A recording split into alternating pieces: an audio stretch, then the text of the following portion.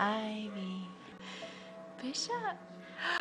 There she goes. Yay! When Ivy was born, it was very chaotic. Her birth was planned to be just a typical, regular third child, and we did not know she would have some complications. She has a genetic deletion to her 21st chromosome, so there is no name for that. It's just a list of basically symptoms, and we project of things that may come, but she is deafblind. She was born without her eyes. As soon as she was born, there was a cleft lip and palate that we were unaware of. So from there, the list just compounded. You do like any child that you're trying to do the best you can to raise your child, but there's certainly not a playbook at all for any children. But when it is somebody that has some different abilities, it's a lot of discovery and it's a lot of mistakes, and it's just trial by fire, and you do the best you can, but there certainly is no right or wrong. It's just simply you learn by making a lot of mistakes. I love you, Ivy.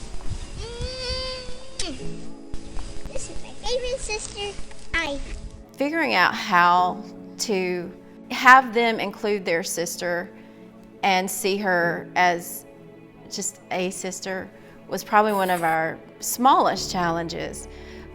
They have always embraced her, and we really wanted to figure out a way for the boys to learn how that was part of their lives. And so when they were small, I used to tell them, you know, God gave us Ivy.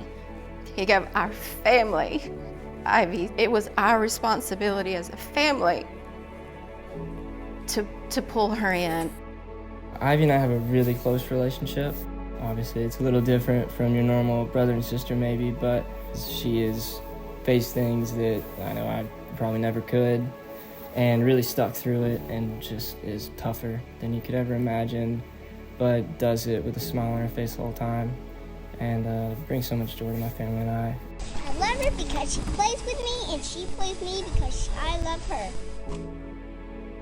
Ivy's challenges are the rest of the world not being able to communicate with her as well as she communicates with us.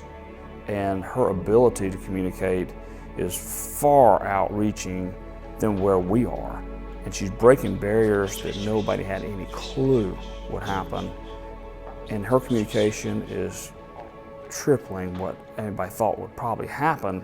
The issue and challenge for Ivy is for the rest of us to catch up with where she is and how she can communicate with everybody. And I think that's one thing that most people miss. She understands everything going on, and she is trying to get you to communicate with her better. You just don't know how. And we're discovering more and more about how to make that easier.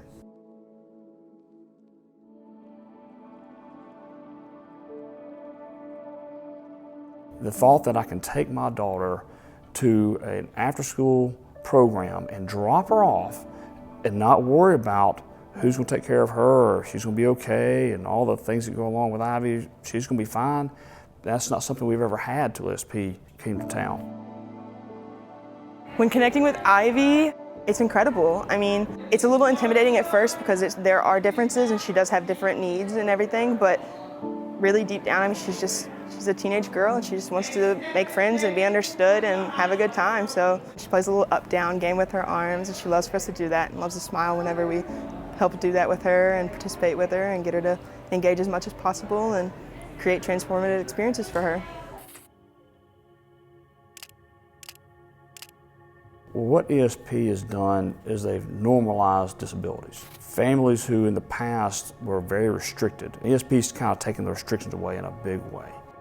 So the things that ESP is doing for children is amazing, but what's more impressive is what it's doing for the volunteers. These teenagers have no clue what it's doing for them and how much better a person they're going to be.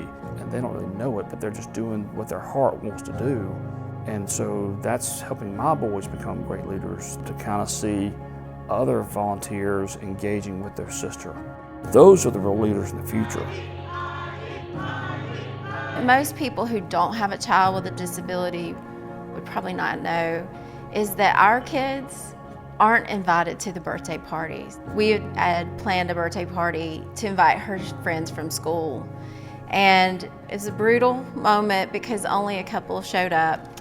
So this past year, for Ivey's 16th birthday, which is a big milestone, I asked Sarah at ESP, I was like, could we do her birthday party here? We came here to Rome First United Methodist Church and we had putt-putt. It was really awesome. It was Disney princess themed because Ivey loves princesses and she's a princess herself. And all her friends and family were here. Some ESP friends were here, which was awesome. It's just a place where people are silly and you celebrate really big things, you celebrate really small things, and it's just a beautiful place. So for Ivey participating today and doing so great at soccer, let's give her a great big hip hip hooray! Having some of the moms come to me and say, this is our first birthday party. That's not family. That kind of in a nutshell explains, we're getting to do things with other families that we've just not been able to do. And it is good for your heart, but it also was good for the friends of ours who were there, who've supported us and Ivey her whole life, to get to see on a bigger scale children like Ivey and how much they need a birthday party.